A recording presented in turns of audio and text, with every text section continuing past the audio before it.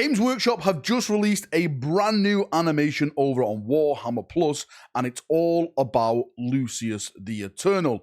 In this video, I'm going to be doing a breakdown of that said animation and also giving my thoughts and feedback about the animation style and the actual story itself. So let's jump in and let's get waffling. The animation opens up with our two main Space Marine characters. They belong to the Exorcists Chapter, who we now know belong to the Imperial Fist gene lineage. One of the Space Marines is a chaplain, the other a justiciar.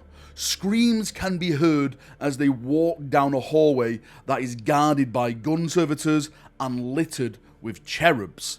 They walk into a huge chamber which holds a prisoner belonging to the Emperor's children. The prisoner is being held in a giant golden coffin where only his head is visible while the chaplain interrogates him. The chaplain begins to say to the prisoner, "Who is he?" The prisoner does not respond and thus put back inside of his coffin prison.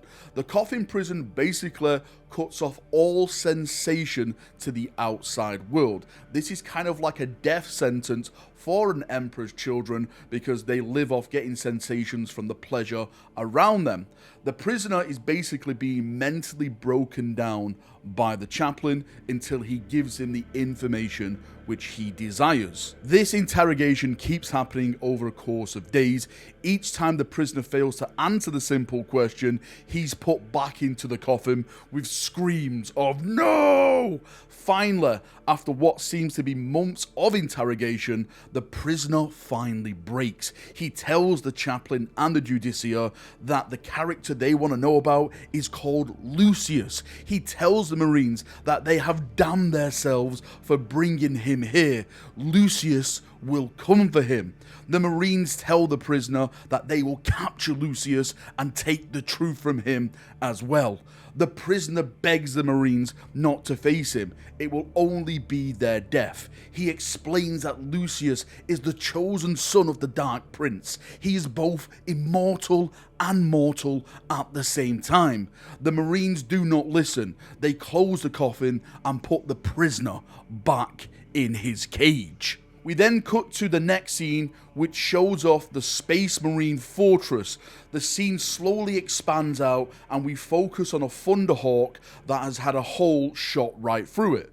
This is where we get to meet Lucius and his band for the first time. They're cutting their way through dense forest as they talk. The planet's defense system is monitoring them, alerting the Marines that Lucius has indeed landed on the planet and is coming for their prisoner. The two companions who follow Lucius are called Vorst, a Terminator Lord with bull-like features, and Sylar, whose features bear closely a resemblance to a spider.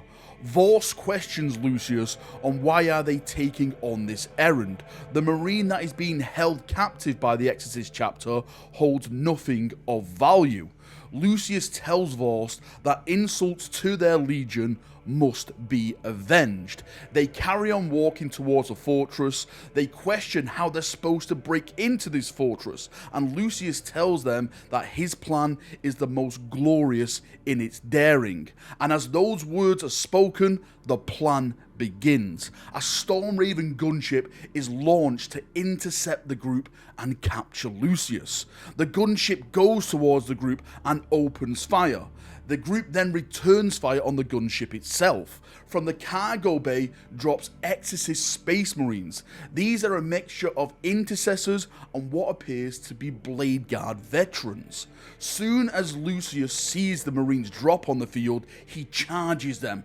The Blade Guard and Lucius clash their weapons, Lucius laughing the entire time. Lucius tells Vorst and Sylar that they need the gunship. Lucius quickly kills the first Blade Guard in front of him with a blow to the head, then dispatches more of the Marines. Vorst and Sylar are also killing their fair share of Exorcist Space Marines as well. Also in the cargo bay is the chaplain and the justiciar. They drop down and it's their turn to face Lucius, while the gunship chases off his companions. we have this epic duel between the three characters. It ends with the Judicia using his 40k egg timer and creating a stasis field around Lucius that stops time. He then picks up his huge power sword and slices it across the body of Lucius, cutting him in two.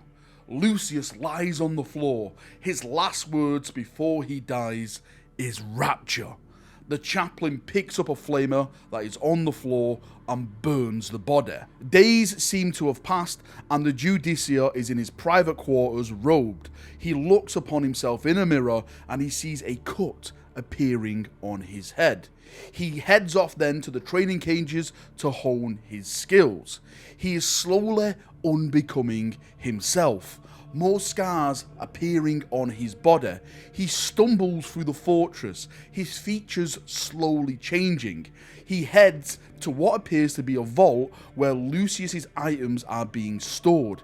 He takes them and heads back to his personal sanctum. There, the Judicia finally falls as he transforms finally into Lucius, who is reborn through him. Lucius then laughs as he equips himself with his looted items. He walks through the fortress, heading to where the prisoner is kept. He opens the door to the prison sanctum and enters, summoning the prisoner's cage. The cage coffin is then brought forward and the prisoner is presented to Lucius. Lucius looks upon the prisoner and asks him, does he remember the last thing he said to him? Then we have the twist revealed. Lucius has not come here to avenge his legion for the prisoner being taken. He has come here to kill the prisoner for what the prisoner said about Lucius and him being a joke to the Emperor's children. Lucius then gets his sword and rams it down the throat of the prisoner, blood spraying everywhere. The alarm bells begin to screech as Lucius makes his escape. He radios his companions to come and get him. The defenses of the fortress try and stop him, but he cuts through everything. He finally makes it outside onto a landing pad where his companions have brought the stolen gunship to lift him off from the fortress. But before he can make his way to it, the chaplain appears to stop him. Lucius laughs and then charges the chaplain. He asks him if he is keen to be reunited with his brother. The chaplain gasps as he sees the face of his brother on Lucius's pauldron, another victim added to his tally. With the chaplain's focus not fully on Lucius, he slices his sword across his neck, blood spurting everywhere. The chaplain crashes to the floor.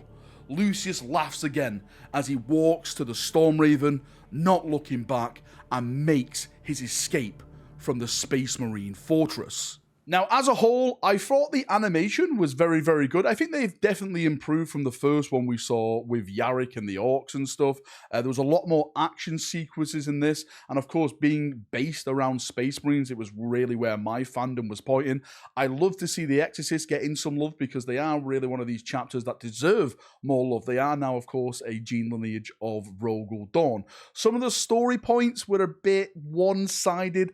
I did feel like the little band of Chaos Space Marines literally just dunked on the Exorcist at every moment. Don't forget, the Exorcist are very, very good at taking on forces of chaos because they literally have a demon bound inside of them before they exorcise it out and become fully fleshed out, Space Marines. So I thought that they would have had a little bit more of success in fighting, maybe killing one of Lucius' companions, but they literally just got smashed in this episode. I think it was just, for the rule of cool kind of thing. Another story element that really stuck with me is like, if the Stormraven did get hijacked, why did nobody report this? Surely there's a tech marine or some servant saying, Stormraven number 1 never came back last night. Where the hell is it? Can we radio them or something like that? Is it destroyed? Let's send out search parties. Let's try and track it or something. These little bit of key elements, but it's all about pacing and getting it forward. The animation's not that long. They just wanted to get Lucius inside of the fortress and get him to basically his goal and start purging stuff.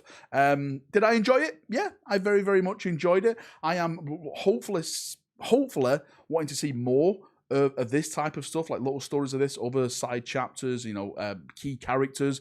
I would love to see like maybe like a Helbret one, a Lysander one, being a Son of Dawn. But, you know, give other chapters, other big characters in the IP a little bit more love, a little bit more showtime, let's say. This is all from my Warhammer Plus account. I do have a Warhammer Plus account now, because for those of people who are going to say, "What, Valrak, you paid for Warhammer Plus? I knew you were a GW shill." No, I'm not. They gave me 1 free year of Warhammer Plus because of my Warhammer Fest ticket. If you got the Golden Throne ticket, you actually got 1 year plus. So I'm literally using that 1 year plus now to do breakdowns like this. If you want to see more breakdowns from other animation shows they put out there, let me know in the comment section and I'll do it. I'll break it down and give you my thoughts, opinions, and stuff like that.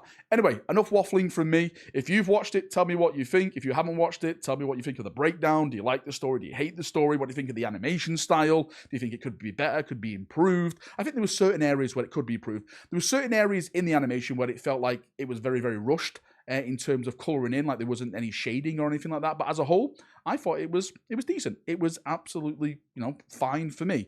Anyway, enough waffling. Thank you for coming. Thank you for watching. Again, thoughts and feedbacks down below. I'll see you and have a great day. Bye-bye.